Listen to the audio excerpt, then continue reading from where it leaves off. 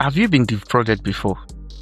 Have you paid for a property until date nothing is showing forth? Or have you tried as much as you can to bring a particular real estate developer to justice, and it seems that many of these real estate developers are above the law? These are many more are some of the fundamental challenges, and complaints and situations like this have dragged a whole lot of people and discouraged a whole lot of real estate investors from investing in the Lagos State real estate market. So on today's episode, I'm going to be talking extensively on how to avoid bad real estate developers. If you're coming across my channel for the first time, do well to subscribe, give us a thumb like, and I will see you immediately after the short commercial. Don't go nowhere.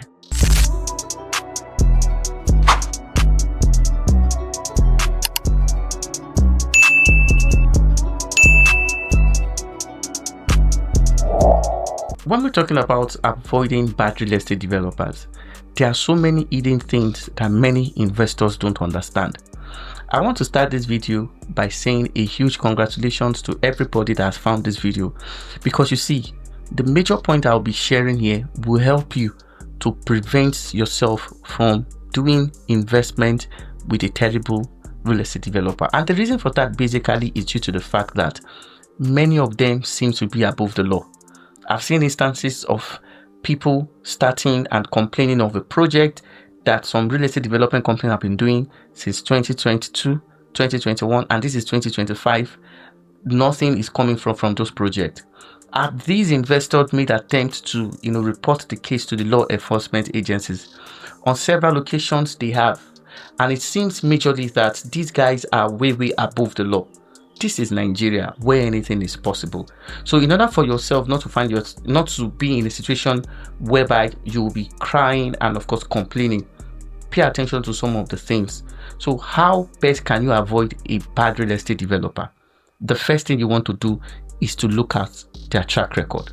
The track record of a developer is the sum total of what the real estate developer represents. In terms of delivery, the track record will tell you the duration of time that is used in delivering his projects.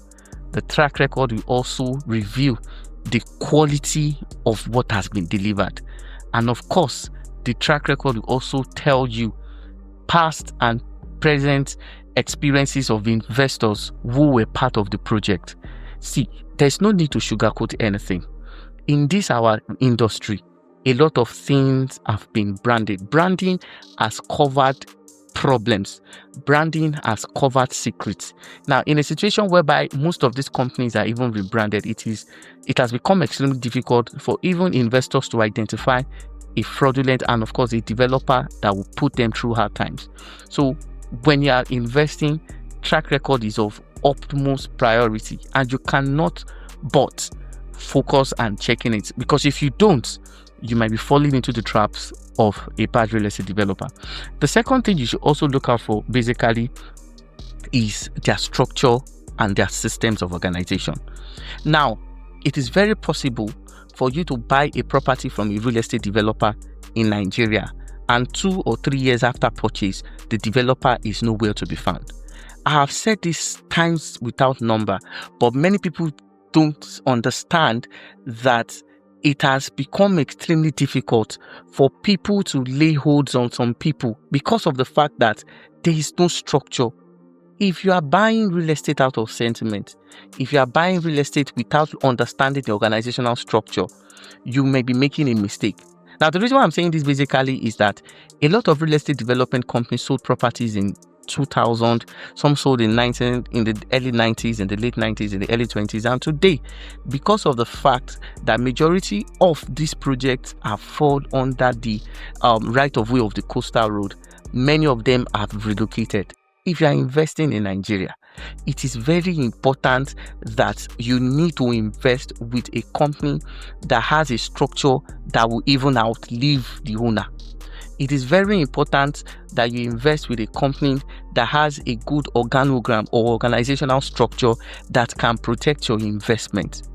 In Nigeria, it is very important for you to understand that when you ignore the hidden fact, you might be falling into a process or a condition where so many things are happening. Number 3, the next thing you should also do if you want to protect or avoid a bad real estate developer is that you need to look beyond the hype. Yes, there are real estate development companies who uses influencers, who uses social media and other people. Now, I'm not saying that every real estate development company that uses influencers are bad. No, I'm presently working with a real estate developer that's using an influencer, and because of the track record of this developer, it becomes even easier for these influencers to make recommendations. However, when good things are being done, you should also know that bad people also tend to use that thing for their own selfish reasons. So look beyond the branding, look beyond the aesthetics, look beyond the recommendation, look beyond the beautiful drones and every other thing, and face reality. You see, if you don't understand more of this, you will be taking or putting your real estate investment in the wrong place. Now, the next thing you also want to do to protect yourself from bad real estate investor or bad real estate developer is to look at their documentation. Now, when we talk about documentation, there are 3 ways of ascertaining and checking the authenticity of the verification of the documentation. The first one basically is the title. You want to transfer and check if the title is very, very accurate. Number 2, you also want to look at the approvals. Now, when it comes to approval, there are different kind of approvals that is required for construction. The first one is the Lagos State Building Permit. The second one is the lab scale for foundations and everything. The next thing you also want to look at is you also want to check the approval for the Lagos State and Material Testing Laboratory. Now, when it comes to approval, there are 2 types of approval. We have the provisional approval and we have the non-provisional approval. Now, what is being portrayed to real estate investors most times are provisional approval.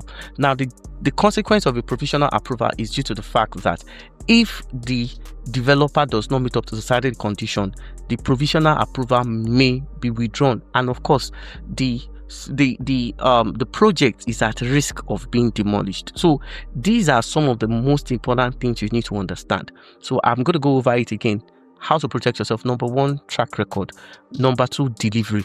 Number 3, documentation. And of course, number 4, call us. Let us be involved in your real estate transaction. Not because of the fact that we are the best or we are the only one that can do it.